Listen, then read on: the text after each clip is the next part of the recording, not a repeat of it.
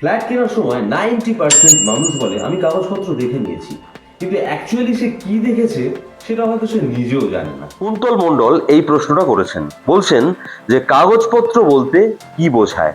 সত্যি বলছি, এই প্রশ্নটাই সব থেকে বেশি ডেঞ্জারাস। আপনারাও এরকম প্রশ্ন করতে পারেন। একবার এক ভদ্রলোক ফ্ল্যাট কিনে ফেলেছিলেন, আর ঠিক তখনই আমি জিজ্ঞাসা করলাম যে কাগজপত্র আপনি দেখেছেন তো? তখন বললেন হ্যাঁ, বিল্ডার তো আমাকে ফাইল দেখিয়েছে, কোনো সমস্যা নেই। তো যাই হোক, ঠিক 3 মাস পরে গিয়ে হলো আসল সমস্যা। ঠিক কথা, তিনি কাগজপত্র দেখেছেন কিন্তু কিছু বোঝেন। কাগজপত্র মানে একটা না, অনেকগুলো জিনিস। নাম্বার 1, ল্যান্ড টাইটেল, জমির মালিক কে, ক্লিয়ার কিনা।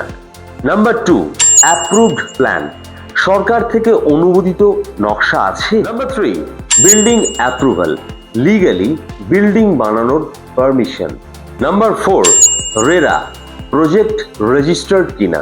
নাম্বার 5, এগ্রিমেন্ট ড্রাফট, আপনি কি সই করতে যাচ্ছেন।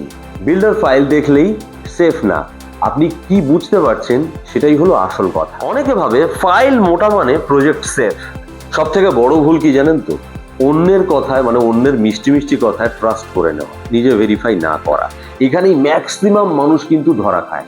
দেখুন, আমরা এই ফিল্ডে কাজ করার অভিজ্ঞতা দিয়ে বলতে পারি যে আমরা আপনাদেরকে গাইড করে দিতে পারি, কিন্তু ফাইনাল ভেরিফিকেশন সব সময় প্রত্যেক ভিডিওতেই বলা আমার উচিত, বা আমি বলেও থাকি যে একজন লয়ারকে দিয়ে সব সময় ফাইনাল ভেরিফিকেশন আপনারা করে নিন। আচ্ছা, আপনাকেই বলছি, আপনি কি এর আগে কখনো ফ্ল্যাটের বা বাংলো প্রজেক্টের ডকুমেন্ট চেক করেছেন?